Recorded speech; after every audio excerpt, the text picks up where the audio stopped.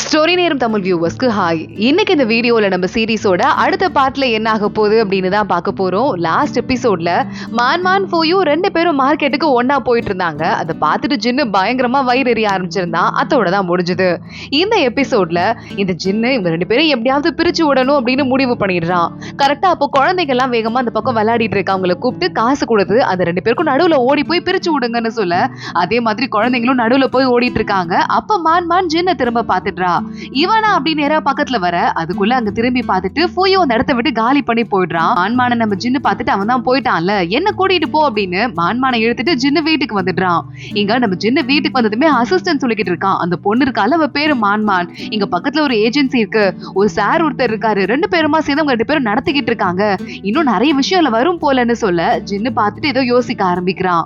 இங்க அடுத்த நாள் காலையில நம்ம மான்காக எக்கச்சக்கமான கிஃப்ட ஃபோயூ கொடுத்து விட்டுருக்கான். அதெல்லாம் ஒண்ணு தேவையில்ல, கொண்டு போங்க அப்படின்னு ஜின்னு சொல்ல, அதுக்குள்ள மான் அங்க வந்துடுறா. கிளவுட் பேட்டர்ன் போட்ட ஒரே ஒரு பாக்ஸ் இருக்கு, இதை மட்டும் நான் வாங்கிக்கிறேன் அப்படின்னு சொல்லிடுறா. ஜின்னு வேகமா உள்ள வந்துட்டு இவளுக்கு எவ்வளவு திமிரு, எதுக்காக கிஃப்ட் எல்லாம் கொடுத்து விட்டுட்டு இருக்கான் அவன், இவன் வாங்கிட்டு இருக்கான் அப்படின்னு கண்டபடி கத்த ஆரம்பிக்க, இங்க இன்னொரு பக்கம் ஃபோயூ கிட்ட அசிஸ்டன்ட் சொல்றான், அந்த ஜின்னுக்கு ரொம்ப கொழுப்பு தான், உங்க கிஃப்ட் எல்லாம் தூக்கிட்டு போக சொல்றாரு. அது மட்டும் இல்லாம ஏற்கனவே உங்களுக்கும் மான்க்கும் நடுவுல ஏதோ கனெக்ஷன் இருக்குன்னு ஊருக்குள்ள பரவிட்டு இருக்கு. இந்த விஷயம் இன்னும் அதிகமா பரவுச்சுன்னா ராஜா எப்படியும் மான்மான கொல்ல சொல்லிடுவாரு. அப்புறம் ஜின்னோட மரியாதை கீழே இறங்கிட்டே இருக்கும், உங்க பேர் மேல போயிடுன்னு சொல்ல, அப்படி நடக்கவே கூடாது, மான் பேரு கெட்டு போகவே கூடாது அப்படின்னு ஃபோயூ சொல்லிக்கிட்டு இருக்கான். அடுத்த நாள் காலையில நம்ம ஜீமோ ஆலியா நாள் கிஸ் பண்ணால அப்ப தூங்குனவன் எந்திரிச்சிட்டு ஆலியா கண்ணிலே படக்கூடாது அப்படின்னு தலையில துணியை போட்டு நேரா அவன் கிளாஸ் எடுக்கிறதுக்காக போயிட்டு இருக்கான்.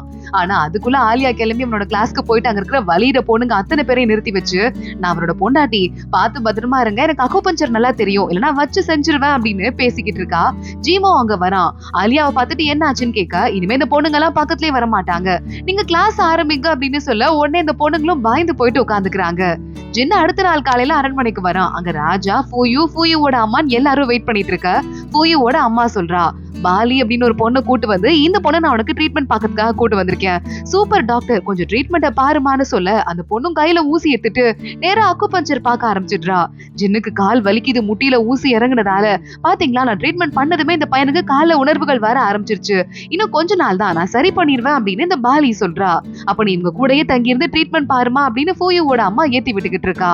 ஃபோயூக்கு தெரியுது, என் அம்மா எப்படியும் என்ன வந்துட்டு பெரிய ஆள் ஆக்கணுங்கிறதுக்காக தான் அந்த பாலியை ரெடி பண்ணி அமிச்சிட்டு இருப்பாங்க, அந்த பொண்ணு மேல எதுக்கு ஒரு கண்ணை வச்சுக்கோங்க அப்படின்னு சொல்லிடுறான். அது மட்டும் இல்லாம இந்த ஒரு பொண்ணு ஆலியான்னு ஒரு பொண்ணு அன்னைக்கு நம்ம பார்த்தோம், அவ யாரு, இந்த வாக்கிங் வந்தாலே அவளை பத்தி கண்டுபிடிக்கணும் அப்படின்னு யோசிக்க ஆரம்பிக்கிறான். இங்க ஜின்னு உட்கார்ந்துட்டு இருக்கான். ஏதோ ஒரு பிளான் போட்டே ஆகணும், எப்படி எங்கேயாவது தப்பிக்கிறதுக்கு மான் ட்ரை பண்ணுவா.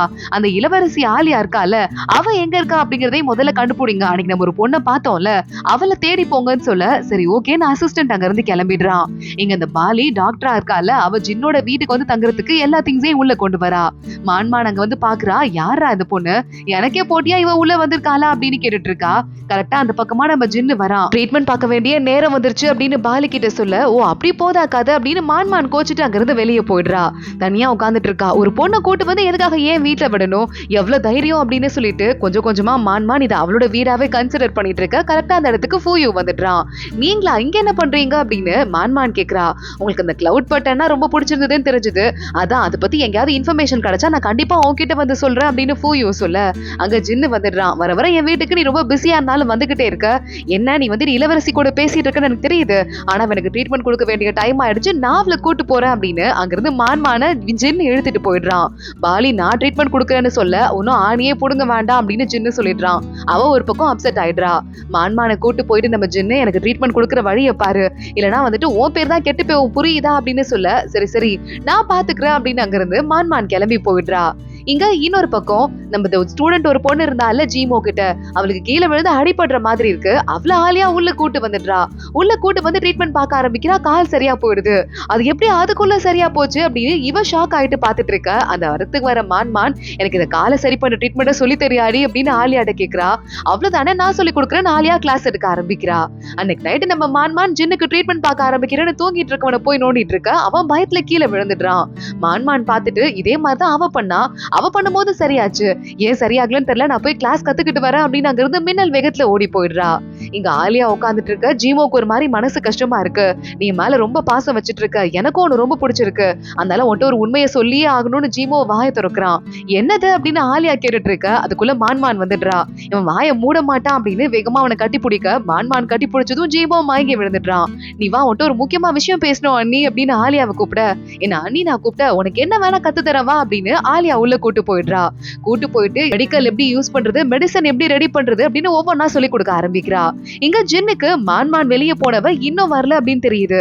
எவ்வளவு தைரியம் தான் அவளை வெளியே போக விட்டுருப்பீங்க, அவ திரும்பி வந்ததும் அவளை ரூம்ல அடைச்சு வைங்க, சாப்பாடே கொடுக்க கூடாதுன்னு கத்திட்டு இருக்க. அப்ப அசிஸ்டன்ட் ஓடி வரான். இங்க மாதிரி மான்மான் அந்த ஏஜென்சிக்கு போயிட்டு அங்க ஒரு டாக்டர் இருக்காளாம், அவகிட்ட காலை சரி பண்றது எப்படி நைட்டு ஃபுல்லா கத்துட்டு இருக்கான்னு சொல்ல ஜின்னுக்கு மனசே உருகி போயிருது. மான்மான் திரும்பி வந்ததும் ஸ்பெஷலா அவளுக்கு சாப்பாடு செய்ய சொல்லுங்க, போய் ரெஸ்ட் எடுக்க சொல்லுங்க அப்படின்னு எல்லாத்தையும் மாத்தி பேச மான்மான் சிரிச்சுட்டே அங்க இருந்து கிளம்பிடுறா. ஜின்னும் நம்ம மேல அவளுக்கு இல்லாத அக்கறையா, எவ்வளவு அக்கறையா நமக்காக ட்ரீட்மெண்ட் எல்லாம் கத்துக்கிறா பாரு அப்படின்னு யோசிக்க ஆரம்பிக்கிறான்.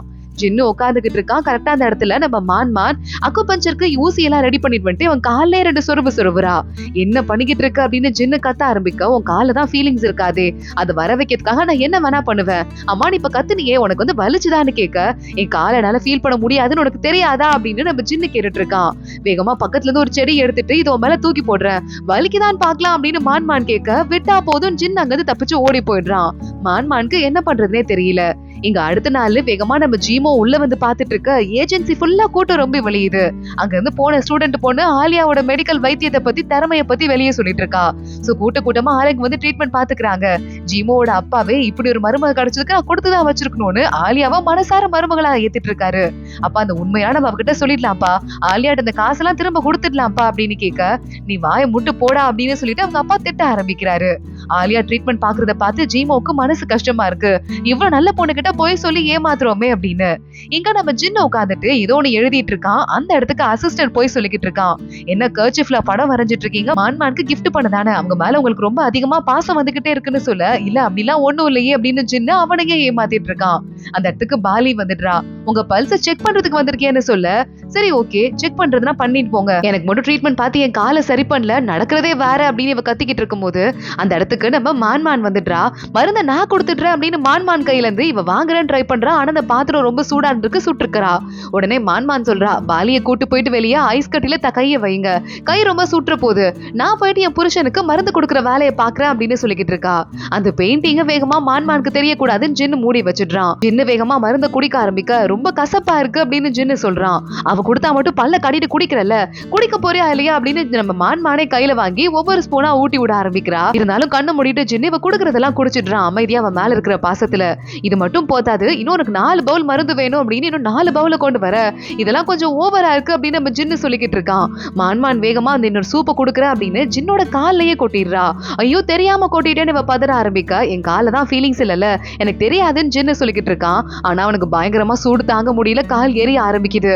ஆனா மான்மான் ரொம்ப ஃபீல் பண்றதை பார்த்துட்டு ஜின்னுக்கு ஹாப்பியா இருக்கு, நம்ம மேல இவளுக்கு எவ்வளவு பாசம் அப்படின்னு சொல்லிட்டு அசிஸ்டன்ட் வர அவன் கால மருந்து போட்டு விடுறான். இன்னும் எத்தனை நாளைக்கு இங்க அந்த கொடுமையை அனுபவிப்பீங்க அப்படின்னு கேட்க, கொடுமையா, எனக்கு என்னவோ ஹாப்பியா தான் இருக்கு, அவ வேற மெடிசன் கத்துக்கிறேன்னு வெளியே போவா, கண்டுக்காம அவளை வெளியே விட்டுருங்கன்னு சொல்ல அசிஸ்டன்ட்டும் அங்க இருந்து ஓகேன்னு சொல்லிட்டு போறான்.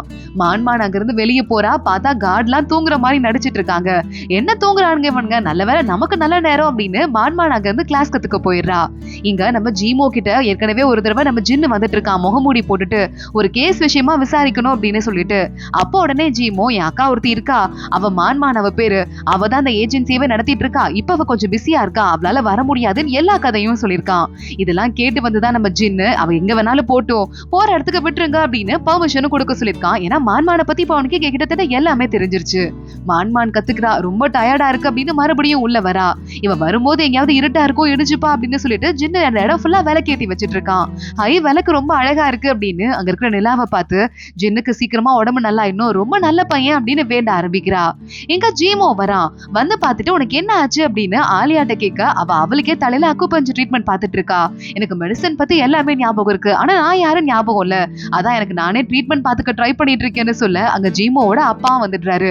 இல்லம்மா ஞாபகம் எல்லாம் மெதுவா வரட்டுமா, ஏன் இப்படி பண்ற அப்படின்னு அவர் பயந்து போக, இல்ல மாமா நீங்க ஒன்னும் கவலைப்படாதீங்க, நான் சீக்கிரமா என்னையே நாளையே சரி பண்ணிடுவேன் அப்படின்னு ஆலியா சொல்லிக்கிட்டு இருக்கா. அடுத்த நாள் நம்ம மான் அவ அசிஸ்டன்டோட சேர்ந்துக்கிட்டு ஜின்னோட காலை ஒண்ணு இல்லன்னு பண்ணிக்கிட்டு இருக்கா. காலை இந்த பக்கம் திருப்புறது அந்த பக்கம் திருப்புறது, இப்படி உடைக்கிறது அப்படி உடைக்கிறதுன்னு ஜின்னு வலிய பொறுத்துட்டு இருக்க. மானே ரொம்ப டயர்ட் ஆயிடுறா. நானும் என்னென்னவோ பண்ணி பார்த்துட்டேன், கால் ஏன் இன்னும் சரியாகல அப்படின்னு கேட்டுட்டு அடுத்த ஷிஃப்ட் போவோமா அப்படின்னு கேக்குறா. ஜின்னு விட்டா போதும், ட்ரீட்மெண்ட்ங்கிறது ஒரே நாள்ல சரி பண்ண முடியாது, கொஞ்சம் கொஞ்சமா சரி பண்ணலாம் அப்படின்னு அங்க இருந்து ஓடுறான். அடுத்து நம்ம மான் இது ஒரு பெரிய பெட் மாதிரி எடுத்துட்டு வந்துட்டு இருக்கா. இது என்ன சவப்பெட்டியா அப்படின்னு அங்க வர யூட்டா கேட்க, வாய மூட்ரி, இதுக்கு பேரு குவாஷா பெட், இதுல படுக்க வச்சு ட்ரீட்மெண்ட் பார்க்க போறேன்னு சொல்ல. அடுத்து பாலி அங்க வந்துடுறா. நான் ஒரு புது மெடிசன் கொண்டு வந்திருக்கேன், இதை கொடுங்க அவர்கிட்ட சொல்ல. இங்க பாரு, நான் என் வேலையை பார்த்துட்டு இருக்கேன், என்ன டிஸ்டர்ப் பண்ணாத, புரியுதா? என் புருஷனை சரி பண்ண வேண்டியது ஏன் பொறுப்பு, நீ எதுக்கு நடுவுல வரேன் மான் கண்டபடி திட்டிட்டு இருக்கா.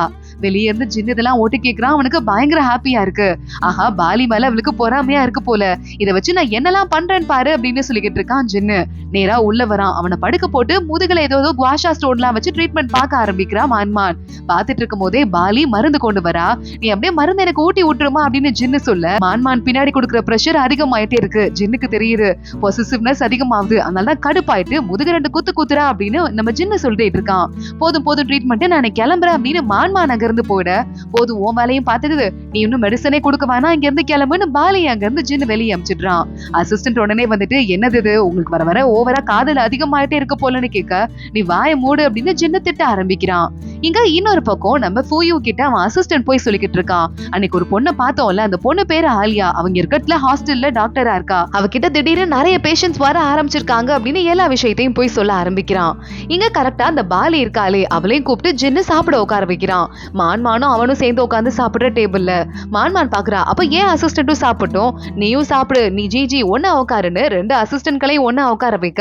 அடுத்து ஜின்னி இப்ப அடுத்த பிட்ட போடுறேன் பாருன்னு பக்கத்துல உட்கார்ந்துட்டு இருக்க அந்த பாலிக்கு சாப்பாடெல்லாம் எடுத்து வச்சிட்டு இருக்கான். இதை சாப்பிடு அதை சாப்பிடு அப்படின்னு சொல்லிட்டு பயங்கரமா கடுப்பா இருக்கு மான்மானுக்கு. எனக்கு சாப்பாடே வேண்டாம் அப்படின்னு அங்க இருந்து கிளம்பி போயிடுறா. ஜின்னு பாக்குறான், எனக்கும் போதும் சாப்பிட்டதெல்லாம், நானும் கிளம்புறேன் அப்படின்னு யாருமே சாப்பிடாம கிளம்புறாங்க. பாலி பாக்குறா, அம்மா இப்ப என்ன நடந்துச்சு ஒன்னும் புரியலையே அப்படின்னு யோசிக்க ஆரம்பிக்கிறா. மான் வந்துட்டு மறுபடியும் அடுத்து ஒரு சிலை எடுத்துட்டு அக்குபஞ்சர் ட்ரீட்மெண்ட் எங்கெங்கெல்லாம் கொடுக்கணும்னு கத்துக்கிட்டு இருக்க. பாலி எட்டி பார்த்து, இதெல்லாம் எல்லா டாக்டருக்குமே பேசிக்கா தெரியற விஷயம், இதுவே இந்த பொண்ணுக்கு தெரியல, இவெல்லாம் உண்மையா டாக்டர் தானா அப்படின்னு யோசிக்க ஆரம்பிக்கிறா. இவ மருந்து செய்யறதுல ஏதோ பிரச்சனை இருக்க மாதிரி இருக்கே அப்படின்னு. இங்க ஆலியா எல்லா பேஷண்ட்க்கும் ட்ரீட்மெண்ட் கொடுத்து முடிக்க கரெக்டா அந்த இடத்துக்கு ஃபூயூ போறதுக்கு கரெக்டா இருக்கு. அவளை பார்த்துட்டு பர்சனலா ஒரு விஷயம் பேசணும், அன்னைக்கு வந்து நீங்க அந்த இளவரசியை பார்த்து ஹாய் காட்டினீங்கன்னு சொல்ல, அதெல்லாம் இருக்கட்டும், நீங்க பர்சனலா விஷயம் எல்லாம் பேசணும்னா வர வேண்டாம், கிளம்பி போங்கன்னு ஃபூயூவை ஆலியா விரட்டி விட்டுடுறா. இங்க ஜீமோ கிட்ட மறுபடியும் ஆலியா வந்துடுறா. என்ன சார் டல்லா இருக்க மாதிரி இருக்கு, உங்களுக்கு எப்படி ட்ரீட்மெண்ட் பாக்குறதுன்னு பக்காவா ஒரு பிளான் போட்டு வச்சிட்டு இருக்கேன். உங்களுக்கு பார்க்க வேண்டிய ட்ரீட்மெண்ட் மென்டலி பார்க்க வேண்டிய ட்ரீட்மெண்ட், அதுவும் பொண்ணுங்க பக்கத்துல வந்தா மயக்கம் வருது, நானே ஒரு பொண்ணு என்ன வச்சு ட்ரீட்மெண்ட் பாக்குறேன் அப்படின்னு ஜீமோ பக்கத்துல போயிட்டு இருக்க. நீ உண்மையாவே ட்ரீட்மெண்ட் பார்க்க வர மாதிரி இல்ல, எனக்கு இருக்கிற டிராமாவை அதிகப்படுத்துற மாதிரி இருக்குன்னு ஜீமோ பதறி போயிட்டே சொல்லிக்கிட்டு இருக்கான். இங்க பாலி இருக்காளே ஒரு பக்கம் நல்ல மேக்கப் எல்லாம் போட்டுட்டு ஒரு சூப்பை கொண்டு வந்து இதை உடனே குடிச்சிருங்க, இப்பவே குடிக்கணும், உடனே சாப்பிட்டாதான் அந்த மருந்து சரியாகும் வேலை செய்யும்னு சொல்லிட்டு கொஞ்சம் கசகசன்னு இருக்கு, என் மேல் கோட்டை மட்டும் கழட்டிக்கிறேன் அப்படின்னு கழட்டிட்டு இருக்கா. ஜின்னு பாக்குறான், ஃபுல்லாவே கழட்டிட வேண்டியதானே அப்படின்னு கேட்டுட்டு அசிஸ்டன்ட் கூப்பிட்டு, இவளுக்கு ரொம்ப வேர்க்குதான், பின்னாடி அருவி இருக்கல, நல்லா சில்லுன்னு தண்ணி வரும், அங்க போய் நிக்க வச்சிருங்க அப்படின்னு சொல்ல பாலியா ஆளுங்க எழுத்துட்டு போயிடுறாங்க. மான் அங்க வரா, நிறைய அந்த 5 கிலோ நிறைய சூப் எடுத்துக்கிட்டு, இல்ல பாலி கொடுத்த சூப் இருக்கு, அதனால நீ கொடுத்ததை நான் குடிக்க மாட்டேன்னு ஜின்னு வேணுனே அவளை எரிச்சல் பட வைக்கிறதுக்காக சொல்ல, பாலி கொடுத்த சூப் எடுத்து மான் குடிச்சிடுறா. இப்ப அந்த சூப் இல்ல, என்னதை குடிச்சுதானே ஆகணும் அப்படின்னு ஜின்னு சிரிச்சுக்கிட்டே அந்த சூப்பை குடிக்க ஆரம்பிக்க மான்மானுக்கு உடம்பு ஏதோ பண்ணுது. ஜின்ன பாக்குறதுக்கே ரொம்ப ஹேண்ட்ஸமா தெரியுது, எனக்கு வந்து உன்னை பாக்குறதுக்கு ரொம்ப ஹேண்ட்ஸமா இருக்கு, நீ இவ்வளவு ஹேண்ட்ஸமான்னு கேட்க ஜின்னுக்கு புரிஞ்சிருச்சு, நீ கண்டிப்பா போதை மருந்து தான் குடிச்சிருக்க அப்படின்னு. ஆனா மான் அதெல்லாம் கண்டுக்காம ஜின்னுக்கு கிஸ் பண்ற மாதிரி பக்கத்துல வந்துட்டு இருக்க. ஜின்னும் மயங்கி போயிடுறான், அவளுக்கு முத்த கொடுக்கறதுக்கு பக்கத்துல வந்து ரெடி ஆயிட்டு இருக்கான். ஆனா திடீர்னு தள்ளி விட்டுட்டு, இல்ல போதையில இருக்க ஒரு பொண்ணுகிட்ட அட்வான்டேஜ் எடுத்துக்க கூடாது, அது ஒரு ஆம்பளையா தப்பு அப்படின்னு கத்த ஆரம்பிக்கிறான். மான் ஒரு பக்கம் புலம்பிட்டு இருக்க, இந்த பாலிக்கு எவ்வளவு திமிரு, எனக்கு இதை கலந்து கொடுக்க வந்திருப்பா பாரு அப்படின்னு ஜின்னு திட்ட ஆரம்பிக்கிறதோட தான் இந்த எபிசோட் முடியுது. அடுத்து என்ன ஆக போது தொடர்ந்து பார்க்கலாம். இந்த வீடியோவை லைக் பண்ணிக்கோங்க, மறக்காம நம்ம சேனலுக்கு சப்ஸ்கிரைப் பண்ணிட்டு பெல் ஐக்கானையும் கிளிக் பண்ணிக்கோங்க. அடுத்த வீடியோல பார்க்கலாம். அது வரைய பாய்.